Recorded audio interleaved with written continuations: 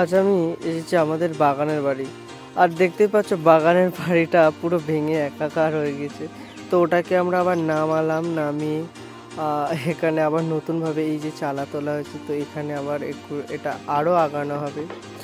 তো আমাদের বাগানের বাড়িটা ভাঙার কারণ হচ্ছে কি, এখানে যেহেতু আমাদের গরু থাকে, তো সেহেতু আমরা এই দেখো ওই ওই মহারানী রাজাদের জন্যই এখানে আমরা ঘর করছি। সঙ্গে মানুষও থাকবে এখানে, দেখতেই পাচ্ছ ঠাকুর ঠাকুর সবই আছে, আমরা সবাই এখানে থাকতামও। আর আমাদের এই বাঁশ পচানো হচ্ছে, বাঁশ পচিয়ে এবারে আমরা এগুলোকে আরও ওই ঘরের কাজে লাগাবো।